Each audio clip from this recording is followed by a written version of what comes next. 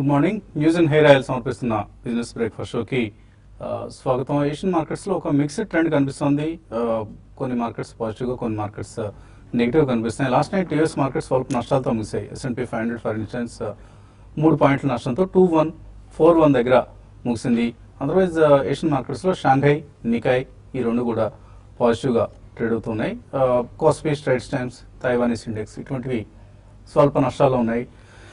So మన market సంబంధించి SGX Nifty indicate చేస్తుంది ఒక ఫ్లాటిష్ ఓపెనింగ్ కోసం మార్కెట్ సిద్ధమవుతున్నాయని. 8700 సమీపంలో ట్రేడ్ అవుతుంది SGX Nifty. So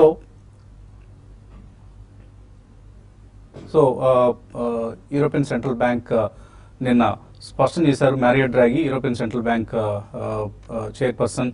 so quantitative easing March 2017 వరకు కూడా కొనసాగుతుంది.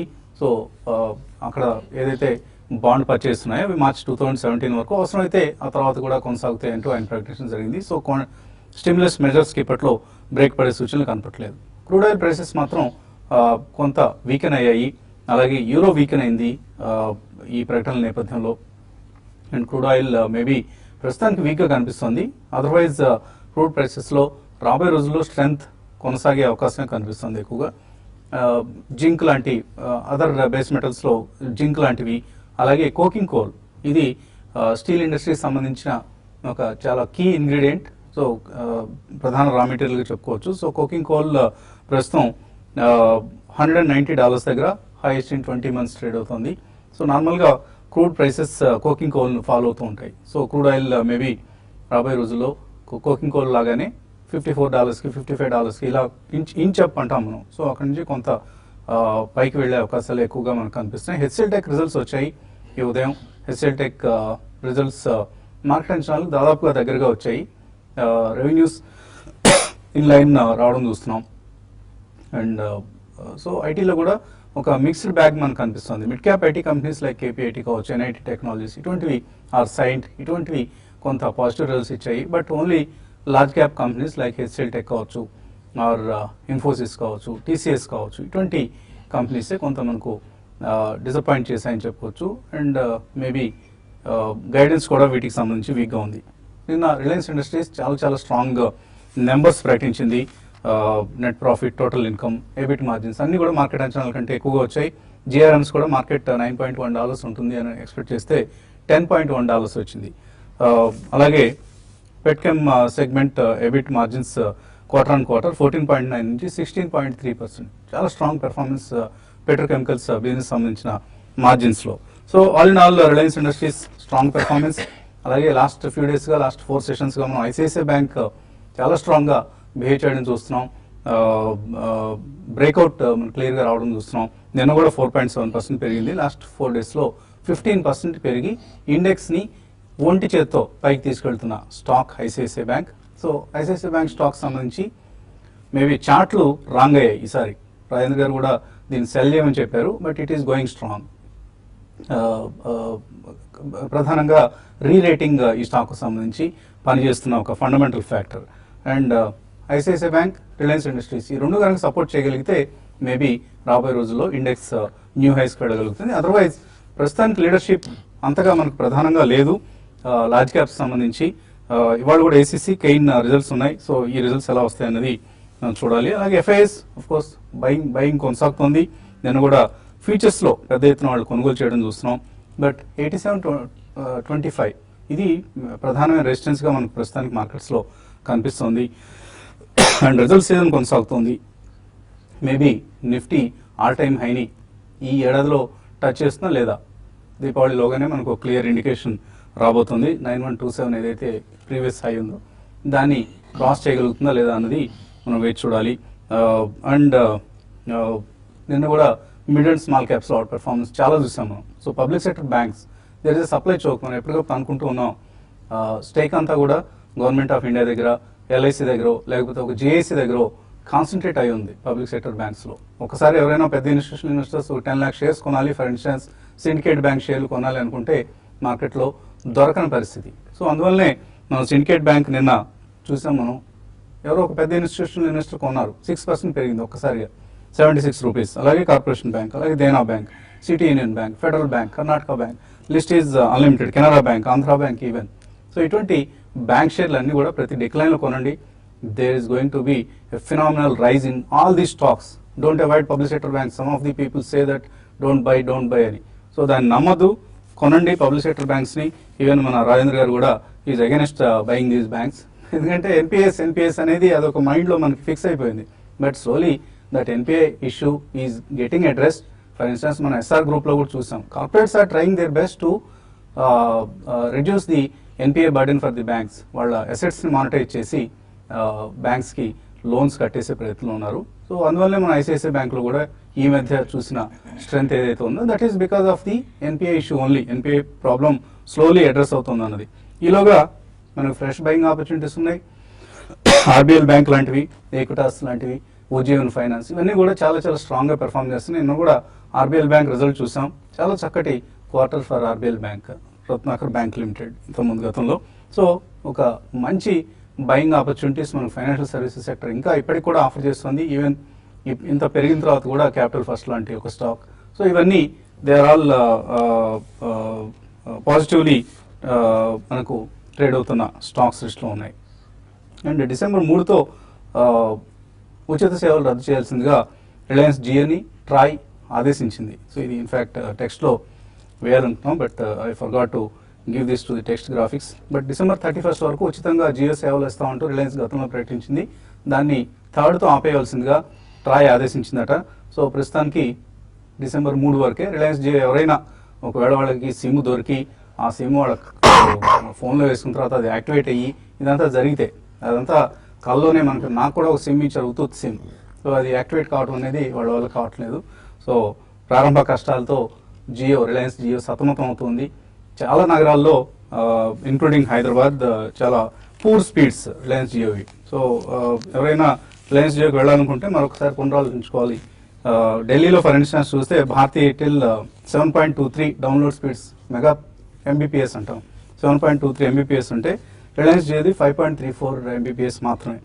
అలాగే కోల్కతా 10.25 ఎయిర్టెల్ డౌన్లోడ్ స్పీడ్ అయితే 9.91 జియో స్పీడ్. చెన్నై 7.26 ఎయిర్టెల్, 7.21 జియో. బెంగళూరు ఇదే పరిస్థితి. ఒక ముంబైలో మాత్రం మేబీ అంబానీ గారు అక్కడే ఉంటారు కాబట్టి వారి సొంత నగరంలో జియో స్పీడ్స్ ఎక్కువ కనిపిస్తున్నాయి. అదర్వైజ్ మిగతా నగరాలన్నింటిలో కూడా poor speeds. So avoid taking Reliance Jio connections and better to go for. ఇప్పుడు కాంపిటేటర్స్ కూడా చక్కటి కొద్దిగా గేరప్ అయ్యారు లైక్ భారతీ ఎయిర్టెల్. సో ఇటువంటి సబ్స్క్రిప్షన్స్ బెటర్గా కనిపిస్తున్నాయి ప్రస్తుతానికి. మార్కెట్స్ పరిస్థితి గురించి మాట్లాడడానికి అనలిస్ట్ మనతో సిద్ధంగా ఉన్నారు. సో ఇటువంటి పరిస్థితిని ఊహిస్తున్నారు ఇవాళ. ఏదైనా పాజిటివ్ సైడ్ మార్కెట్స్ బ్రేక్అవుట్ అయ్యే అవకాశం ఉందా, లేదు కన్సాలిడేట్ అవుతాయి అనుకుంటున్నారు? I think still consolidation phase లోనే ఉందండి. ఎందుకంటే మనం మార్కెట్ మొన్నటి మూవ్ ఏదైతే చూసామో ఆల్మోస్ట్ 150-160 పాయింట్స్ తర్వాత ప్రాబ్లీ ఫాలో ఆన్ బయింగ్ అనేది మన మార్కెట్ లో లేదు. But again 20-day moving average అయితే 8696 ఉందో ప్రాబ్లీ అది ఒక రెసిస్టెన్స్ జోన్ గా ఉంది. అండ్ నేను ఒక ఎక్స్టెండింగ్ టాప్ ఫామ్ అయ్యి ప్రాబ్లీ దానికి ఆల్మోస్ట్ దగ్గరలో క్లోజ్ అయింది 8727 దాకా వెళ్ళి.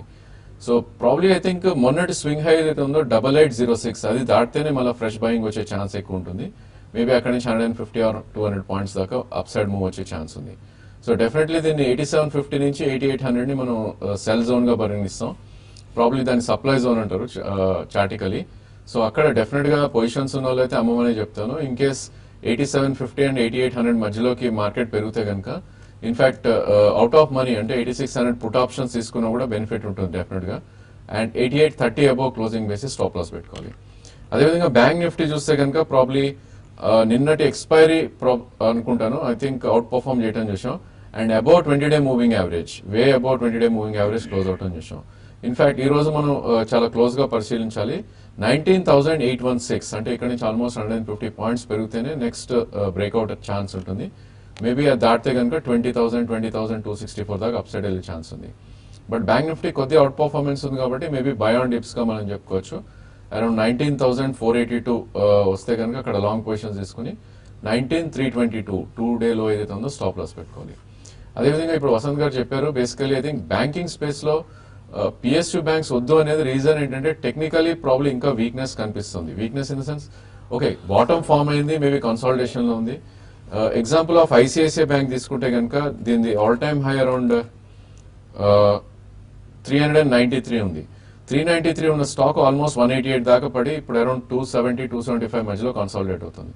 సో అదే స్టేజ్ లో బ్యాంక్ నిఫ్టీ చూస్తే కనుక మనకి near to all time high ఉంది, ఇది ఆల్మోస్ట్ వే బిలో ఆల్ టైమ్ హై ఉంది. సో చాటికలీ ఐ థింక్ ఇట్లాంటి వి ఫీల్ ఐ థింక్ కొద్దిగా అండర్ పర్ఫార్మ్ చేసే ఛాన్స్ ఉంటుంది. మేబీ ఎవరికైనా లాంగ్ టర్మ్ 5 year వ్యూ ఉంది, ప్రాబ్లీ ఇంకో 15-20% కిందకు వస్తే కొనగలితే కనుక డెఫినెట్లీ ఈ లో బీటా స్టాక్స్ అండ్ ఎక్కువ స్వింగ్స్ ఉండవు కాబట్టి ప్రాబ్లీ యావరేజ్ చేయొచ్చు 5 years వ్యూతో. అదేవిధంగా ఆ స్పేస్ లో ఇండియన్ బ్యాంక్ స్టాక్ ఒకటి ఆల్ టైమ్ హై బ్రేక్అవుట్ అని చేసాం మనం చార్ట్స్ పరంగా. సో లాస్ట్ 6 months లోనే ఈ స్టాక్ 145 నుంచి 231 దాకా పెరిగింది. సో ప్రాబ్లీ ఈ స్టాక్ ని క్లోజ్ గా వాచ్ చేయొచ్చు, ఎందుకంటే Indian bank might out perform all the PSU space in the next couple of months. Maybe ఈ స్టాక్ కొద్దిగా కరెక్టే, కరెంట్ మార్కెట్ ప్రైస్ 225 ఉంది, మేబీ 186 or 170 వస్తే కనుక దీన్ని యాడ్ చేసుకోవచ్చు. I think out of PSU space లో ఇది కొద్దిగా అవుట్ పర్ఫార్మెన్స్ చూపించే ఛాన్స్ ఎక్కువ ఉంది. సో మీరు ఎటువంటి ఇండివిజువల్ స్టాక్స్ ని రికమెండ్ చేయబోతున్నారు? మార్కెట్స్ పరంగా చెప్పాలంటే కన్సాలేషన్ లో ఉండే అవకాశం ఉంది. ఎక్కువగా మిడ్ క్యాప్ లోనే చూస్తున్నాము యాక్షన్, మిడ్ క్యాప్ లో యాక్షన్ కొనసాగవచ్చు. అయితే బ్యాంక్ నిఫ్టీలో కూడా కొంచెం ఈ లెవెల్లో ఒక ప్రాఫిట్ బుకింగ్ రావచ్చు. బట్ ఓవరాల్ మార్కెట్స్ మాత్రం కన్సాలేషన్ లో ఉంటాయి. 87 పైన సస్టైన్ కాగలిగితే నెక్స్ట్ 1 or 2 days లో మార్కెట్స్ ర్యాలీ ఉంటుంది, లేదంటే మళ్ళీ 87 అనేది ఒక సెల్లింగ్ జోన్ అవుతుంది. అయితే మిడ్ క్యాప్ మాత్రం 85 లెవెల్స్ బ్రేక్ అయినంత కాలం మిడ్ క్యాప్ స్టాక్స్ లో ఈ అప్ ట్రెండ్ అనేది కొనసాగవచ్చు. కాబట్టి మిడ్ క్యాప్ స్టాక్స్ లోనే షార్ట్ టర్మ్ ట్రేడర్స్ పొజిషన్ తీసుకోమంటాను. అందులో భాగంగా ఎక్సైడ్ ఇండస్ట్రీస్ ఒకటి కరెంట్ లెవెల్స్ లో ఎవరీ చిన్న డిప్ వచ్చినా కూడా దాన్ని పొజిషనల్ ట్రేడర్స్ బై చేసుకోమంటాను. క్లోజర్ గా 212, 220 లెవెల్స్ ని టెస్ట్ చేసే అవకాశం ఉంది. అదేవిధంగా లాస్ట్ కొన్ని రోజులుగా చూసుకుంటే ఫెర్టిలైజర్ స్టాక్స్ మరి ముఖ్యంగా జిఎన్ఎఫ్సి అయితే మనం గతంలో కూడా రికమెండ్ చేయడం జరిగింది. ఇది 120 లెవెల్స్ నుంచి 240 దాకా వచ్చింది. ఇదే స్పేస్ లో జిఎస్ఎఫ్సి గుజరాత్ స్టేట్ ఫెర్టిలైజర్స్ కంపెనీ అని ఉంది. ఇది ఈ మధ్య కాలంలో ఇప్పుడు ఈ పెరగడం స్టార్ట్ అయింది. ఇది ఇంకా కరెంట్ లెవెల్స్ నుంచి ఇది కూడా 100 క్రాస్ అయ్యే అవకాశం కనపడుతుంది. క్లోజర్ గా 120 దాకా రావచ్చు. ఇది కూడా పొజిషనల్ ట్రేడర్స్ తీసుకోమంటాను, బై చేయమంటాను. అదేవిధంగా ఇంకొక mid cap stock TVS electronics recent గా లాస్ట్ ఒక 5-6 నెలలుగా పెద్దగా ఇది కన్సాలేషన్ లో ఉంది, పార్టిసిపేషన్ పెద్దగా లేదు. దీంట్లో కూడా ఒక బ్రేక్అవుట్, టెక్నికల్ బ్రేక్అవుట్ వచ్చింది కాబట్టి దాన్ని కూడా కన్సిడర్ చేయొచ్చు. తర్వాత ఈసారి రిజల్ట్ మార్జిన్స్ పెరిగే అవకాశం కూడా కనపడుతుంది. ఇది కరెంట్ లెవెల్స్ నుంచి 128 దాకా పెరిగే అవకాశం ఉంది. కాబట్టి మిడ్ క్యాప్ లో యాక్షన్ ఎక్కువ ఉంది కాబట్టి వీటిలో తీసుకోమంటున్నాను. అదేవిధంగా నేను PS private mid cap banking లో కూడా నిన్న కొంత బయింగ్ చూసాం, అవి కూడా ఈ రోజు కొంచెం పెరగచ్చు. బట్ ఏదైనా కూడా ఈ రోజు మార్కెట్స్ చాలా వరకు కన్సాలేషన్ లో ఉండే అవకాశం ఎక్కువ ఉంది. ఒకవేళ 87 పైన సస్టైన్ కాలేదంటే ఈ రోజు మండే మార్కెట్స్ ఈ లెవెల్లో కొంచెం కరెక్షన్ కూడా ఎక్స్పెక్ట్ చేయొచ్చు. ఇంకా ఇన్వెస్టర్స్ నుంచి కాల్స్ అలాగే మెయిల్స్ తీసుకునే ముందు కాసేపు ప్రకటన.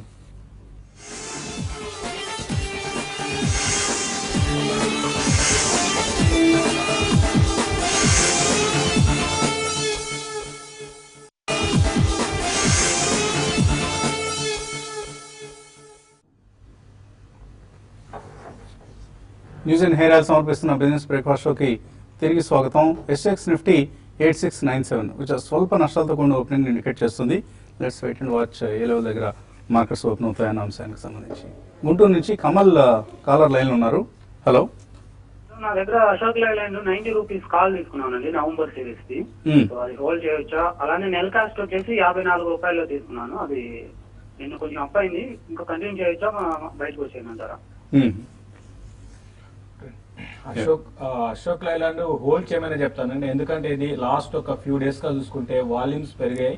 ఈవెన్ డెలివరీ బేస్డ్ తర్వాత F&O లో కూడా బాగా వాల్యూమ్స్ పెరుగుతూ వస్తున్నాయండి. కాబట్టి దాని దృష్టిలో పెట్టుకొని మీ కాల్ అయితే టైం లేదు, 90 రూపీస్ వరకు వెళ్తుందని చెప్పలేము. బట్ ఈ రోజు మండే కొంచెం దీంట్లో అప్ సైడ్ రావచ్చు. 88 క్లోజర్ గా ఆ లెవెల్ టెస్ట్ చేయొచ్చండి. వచ్చినప్పుడు మీరు మీ కాల్ని ఎగ్జిట్ కమ్మని చెప్తారు. 90 దాటిపోయేంత టైం కూడా లేదు కాబట్టి నా ఉద్దేశం ప్రకారం ర్యాలీస్ లో మీరు ఎగ్జిట్ కాండి. తర్వాత నెల్ క్యాస్ట్ విషయానికి వస్తే ఇది కూడా మీరు అంటే ప్యూర్ షార్టర్ మాత్రం ఇది కూడా అప్ ట్రెండ్ అనేది ఇందులో ఉందండి. ఇది అప్ ట్రెండ్ కొనసాగొచ్చు. క్లోజర్ గా 76 and 80 లెవెల్స్ ని టెస్ట్ చేయొచ్చండి. అయితే ఇటువంటి స్టాక్స్ కొంచెం జాగ్రత్తగా ఉండండి, ఎందుకంటే ఇది ఇప్పుడిప్పుడే కొంచెం అప్ ట్రెండ్ వచ్చింది. ఫండమెంటల్స్ పరంగా పెద్ద గొప్ప కూడా లేదండి. కాబట్టి ర్యాలీస్ లో దీంట్లో కూడా ప్రాఫిట్ బుక్ చేసుకోవడానికి ప్రయత్నం చేయండి. తర్వాత కాలర్ విజయవాడ నుంచి శ్రీనివాసరావు. హలో హలో, అడండి శ్రీనివాసరావు. సార్ జిఎన్ఎఫ్సి ఒకటాను సార్. జిఎన్ఎఫ్సి ఉన్నాయా మీ దగ్గర? Reliance Capital sir. ఏ ప్రైస్ లో కొన్నారు ఇవి? సార్ అంటే జిఎన్ఎఫ్సి ఎగ్జిట్ కామంటారా సార్, లేకపోతే ఉంచమంటారా సార్? ఏంటి లాభంలో ఉన్నారా నష్టంలో ఉన్నారా మీరు? అంటే ప్లస్ లోనే ఉంది సార్. అది ప్లస్ లోనే ఉన్నారు. రిలయన్స్ క్యాపిటల్ మధ్యకి బాగా మైనస్ లో ఉన్నాం సార్. ఓకే, ఏం చేయమంటారు చెప్పండి. యా, జిఎన్ఎఫ్సి ప్రాబ్లీ ఇప్పుడే ఒక బ్రేక్అవుట్ ప్యాటర్న్స్ వస్తున్నాండి. దో స్టాక్ మనకి లాస్ట్ 7 months to 1 year మధ్యలో ఆల్మోస్ట్ 66 నుంచి అరౌండ్ 222 దాకా పెరిగింది. అంటే 4 times పెరిగినా కూడా స్టిల్ స్టన్స్ చూపిస్తుంది చార్ట్స్ పరంగా. సో దీని లైఫ్ టైమ్ హై 2008లో 232 రావటం చూసాం. సో ప్రాబ్లీ మీకు 1.5-2 year వ్యూ ఉంటే డెఫినెట్లీ హోల్డ్ చేయమని చెప్తాను. లేదు కొద్దిగా ట్రేడింగ్ ప్రాఫిట్స్ బుక్ చేసుకుంటాను అంటే కనుక మేబీ ఒక 50% మీరు ప్రాఫిట్స్ బుక్ చేసుకోవచ్చు. అండ్ అదేవిధంగా మార్కెట్ కరెక్ట్ అరౌండ్ 187 నుంచి 190 మధ్యలో 20-day moving average. Probably market steep corrections అప్పుడు వస్తుంది కూడా ఆ ప్రైస్. సో అక్కడ మీరు బైబ్యాక్ చేసుకోండి. బట్ 1 to 1.5 year వ్యూ ఉండి ఉంచితే కనుక మేబీ 30 to 40% ఇక్కడి నుంచి కూడా పెరిగే ఛాన్స్ ఉంది. అదేవిధంగా Reliance capital last 5 to 6 years గా కొద్దిగా అండర్ పర్ఫార్మ్ చేస్తుంది. ప్రాబ్లీ మనకి బాటమ్ అనేది అయితే ఫార్మ్ అయింది అరౌండ్ 300 లెవెల్లో. కరెంట్లీ 544 ప్రైస్ ఉంది. సో దీన్ని కూడా బ్రేక్అవుట్ మనకి 2014 హై ఏదైతే ఉందో 668 మేబీ అది దాటితేనే నెక్స్ట్ అప్ మూవ్ ఉండే ఛాన్స్ ఉంది. బట్ రిలయన్స్ క్యాపిటల్ కూడా మీకు 1.5-2 year ఉంటే మీరు హోల్డ్ చేయండి. ఇన్ఫాక్ట్ మార్కెట్ కరెక్ట్ అయ్యి అరౌండ్ 470 నుంచి 450 వస్తే కనుక మీరు ఫర్దర్ గా యాడ్ కూడా చేసుకోవచ్చు. తర్వాత ఈ కాలర్ పెద్దపల్లి నుంచి Raju. Hello hello sir, good morning sir. Morning అండి, అడగండి రాజు. సార్ మేము ఈ ఐడియా 74 లో లాట్ తీసుకున్నాము ఫ్యూచర్ లో. అలాగే ఐఓసి ఒక లాట్ 320 లో తీసుకున్నాం సార్. ఒకటి లాంగ్ టర్మ్ కోసం, ఒకటి షార్ట్ టర్మ్ కోసం. ఏది ఉంచుకోమంటారు, ఏది సెల్ చేయమంటారు ఒకసారి చెప్పండి కావచ్చు. లాంగ్ టర్మ్ అంటే మీ ఉద్దేశం ఏంటి? ఫ్యూచర్స్ లో తీస్తున్నారు, లాంగ్ టర్మ్ అంటున్నారు? సార్ రోల్ అవుట్ చేసుకొని వెళ్ళిపోతాం sir. Role over 2-3 years role over చేస్తారా? ఎస్. వెరీ గుడ్, బాగుందండి మీ స్ట్రాటజీ. ఏం చేయమంటారు? ఫస్ట్ ఇంకోటి ఏంటంటే అటువంటి టైంలో అంటే ఎప్పుడు కూడా ఫ్యూచర్ లో తీసుకొని రోల్ ఓవర్ అనేది రాంగ్ వే అండి. ఎందుకంటే ఒకసారి స్టాక్ పడడం స్టార్ట్ అయిందంటే మీకు హోల్డ్ చేసుకునే కెపాసిటీ ఉండదు. కాబట్టి అది మీరు అట్లా చేయకూడదండి. అయితే ఇప్పుడు మొమెంటం బాగుంది, మార్కెట్స్ బులిష్ ఉన్నాయి కాబట్టి ఓకే. అయితే మీరు తీసుకున్న ఐడియా ఏంటంటే పొజిషనల్ ట్రేడింగ్ గా బాగా డౌన్ సైడ్ వచ్చింది కాబట్టి, ఎక్కువ షార్ట్స్ ఉన్నాయి కాబట్టి పెరిగింది. అంతకు మించి ఐడియాలో స్ట్రెంత్ లేదండి. కాబట్టి ఐడియాలో మీరు 5-6 రూపాయలు ప్రాఫిట్ ఉన్నారు. క్లోజర్ గా 80-82 లెవెల్స్ దాటకపోవచ్చు. కాబట్టి మీరు ప్రాఫిట్ బుక్ చేసుకొని ఎగ్జిట్ కమని చెప్తాను. తర్వాత ఐఓసి డెఫినెట్ గా హోల్డ్ చేయండి అండి. ఐఓసి ఇక్కడ నుంచి మార్కెటింగ్ కంపెనీ, మార్కెటింగ్ అని కాదు, ఆయిల్ అండ్ గ్యాస్ కూడా ఇక్కడ నుంచి నిఫ్టీని ర్యాలీలో పార్టిసిపేట్ చేసే అవకాశం ఎక్కువ ఉంది. ఇంకా నిఫ్టీని పైకి తీసుకెళ్లే అవకాశాలు కనపడుతున్నాయి. ఐఓసిని మీరు హోల్డ్ చేయండి. 360 దగ్గర మీరు స్టాప్ లాస్ పెట్టుకోండి. 320 పైన సస్టైన్ అయితేనే ఇది ఇంకా ర్యాలీ అనేది కొనసాగవచ్చు. కాబట్టి క్లోజర్ గా 360-380 లెవెల్స్ ని టెస్ట్ చేయొచ్చు. అక్కడికి వచ్చినప్పుడు మీరు నెక్స్ట్ ఫ్యూ మంత్స్ లో ప్రాఫిట్ బుక్ చేసుకోమని చెప్తారు. ఓకే అండి. అండ్ శివశంకర్ ఒక మెయిల్ పంపించారు మనకు. జియో స్పీడ్స్ మీరు చెప్పింది తప్పు హైదరాబాద్లో అని. సో మేబీ మీకు బాగా వస్తుండి ఉంటుందండి. మీ దగ్గరలో ఏదైనా టవర్ ఉంటే స్పీడ్స్ బాగుంటాయి. మామూలుగా ఈవెన్ హైదరాబాద్కి సంబంధించి మనం చూస్తే ఎయిర్టెల్ డౌన్లోడ్ స్పీడ్ 6.92 MB/s అయితే 9.94 MB/s MBPS రిలయన్స్ జియోకి సంబంధించి కనిపిస్తుంది పేపర్ మీద. కానీ ఎంతమంది సబ్స్క్రిప్షన్స్ ఇచ్చారు? చాలా తక్కువ మందికి. సిమ్ కార్డ్సే అందుబాటులో లేవు రిలయన్స్ జియోకి సంబంధించి హైదరాబాద్లో. ఒకవేళ సిమ్ కార్డ్ ఇచ్చినా కూడా అవి యాక్టివేట్ చేయలేని పరిస్థితిలో ఆ కంపెనీ ఉంది. సో ఇంకా భవిష్యత్తులో వీళ్ళు ఎటువంటి సేవలు అందించగలరు? So it is question mark. So ప్రశ్నార్థకమైన సంస్థగా మారబోతుంది రిలయన్స్ జియో సేవ. ఇంతకుముందు ఆర్కామ్లో చూసిన రిలయన్స్ కమ్యూనికేషన్స్లో ఇలాగే సతాయించేవాళ్ళు వాళ్ళ సిడిఎంఏ సర్వీస్తో. ఇప్పుడు ఆఫ్ కోర్స్ జిఎస్ఎంలో రిలయన్స్ జియో కూడా అదే పరిస్థితి అవుతుందా?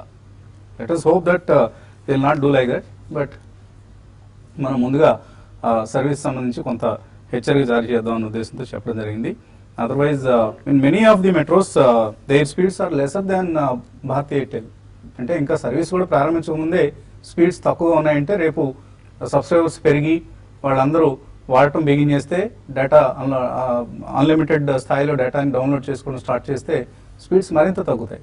సో రిలయన్స్ జియో ఇంకా చాలా ప్రిపేర్ కావాలి. వాళ్ళు అన్నట్లుగా 2020 నాటికి 1 lakh crores ఇన్వెస్ట్ చేస్తూ ఉంటున్నారు. అవన్నీ ఎంత త్వరగా వాళ్ళు ఇన్వెస్ట్ చేసి ఇన్ఫ్రాస్ట్రక్చర్ని ఇంప్రూవ్ చేయగలిగితే అంత త్వరగా వాళ్ళ సేవలు మెరుగవుతాయి. అదర్వైజ్ బిగినింగ్లోనే డిసప్పాయింట్ చేసి వన్ ఆఫ్ ది కంపెనీస్ అవుతుంది రిలయన్స్ జియో. దివ్య యార్లగడ్డ అడుగుతున్నారు, Kellton technologies, Kellton tech solutions 80 రూపీస్లో కొన్నారట, 150 అవుతుందా? సో 40 రూపాయలు అవుతుందేమో అని చెప్పేసి మేము భయపడుతున్నామండి. మీరేమో 80ది 150 అవుతుందా అని అడుగుతున్నారు. మేబీ లాస్ట్ 1 or 2 daysగా కొద్దిగా యాక్టివ్గా ఉంది counter. Otherwise the management lakhs transparency, managements integrity is in question అనే పరిస్థితి కూడా కనిపిస్తుంది. సో రకరకాల రూమర్స్ వింటున్నాం మనం మార్కెట్స్లో. సెబీ ఎంక్వైరీ ఏదో నడుస్తుందన్న ఒక రూమర్ కూడా ఉంది. సో ఇవన్నీ నిజం కాకూడదని కోరుకుందాం. ఎందుకంటే మన హైదరాబాద్కి సంబంధించిన కంపెనీ ప్రమోటర్స్ ఈ పరిస్థితి నుంచి బయటపడవేస్తారు ఇన్వెస్టర్స్ ని ఆశిద్దాం. కొద్దిగా ర్యాలీ వచ్చింది, కంటిన్యూ అయ్యే అవకాశాలు కనిపిస్తున్నాయి కెల్టాన్ టెక్. అంటే కంటిన్యూ అనేది చెప్పలేమండి, ఎవరు కూడా చెప్పలేరు, చార్ట్ పరంగా చెప్పలేరు, ఫండమెంటల్స్ పరంగా చెప్పలేదు, అంతా కొంచెం స్పెక్యులేటివ్ యాక్టివిటీ ఉంటుంది. కాబట్టి మీరు కొన్న దగ్గర నుంచి మంచి ప్రాఫిట్ వచ్చింది కాబట్టి ఇమీడియట్ గా మీరు ప్రాఫిట్ బుక్ చేసుకోండి. మళ్ళీ ఒకవేళ ప్రాఫిట్ బుక్ చేసుకోలేని పరిస్థితుల్లో మళ్ళీ డౌన్ సైడ్ ఫ్రీజ్ అయితే మళ్ళీ ఈసారి 80 లెవెల్స్ బ్రేక్ అయిందంటే మళ్ళీ అది డౌన్ సైడ్ ఎంత వస్తుందో చెప్పలేము. కాబట్టి బెటర్ ఏంటంటే ప్రాఫిట్ ఇమీడియట్ గా బుక్ చేసుకుని అక్కడ పెరిగినా కూడా మీరు నష్టం లేదు కాబట్టి ప్రాఫిట్ బుక్ చేసుకోవడం చాలా ఇంపార్టెంట్ అండి. So immediately come out of Kellton tech ప్రాఫిట్స్లో ఉంటే ప్రాఫిట్స్ బుక్ చేసుకోండి. కొత్తగా కొనేవాళ్ళు మాత్రం అవాయిడ్ చేయండి కౌంటర్ని. Don't buy Kellton tech solutions till the management's behaviour becomes transparent. ఇక ఇన్వెస్టర్స్ నుంచి కాల్స్ అలాగే మెయిల్స్ యూట్యూబ్ ప్లాట్ఫామ్ మీద తీసుకుందాం. ఇవాళ కొద్దిగా తక్కువ సమయం మాత్రమే యూట్యూబ్ ప్రసారాలు కొనసాగుతాయి, మేబీ 9 to 9:45. సో 9:45 లోపలనే మీ సందేహాలకు సమాధానాలు ఇస్తాం కాబట్టి ఈ అవకాశాన్ని వినియోగించుకోండి. Let's meet in TV5 Money in a short while and keep watching TV5.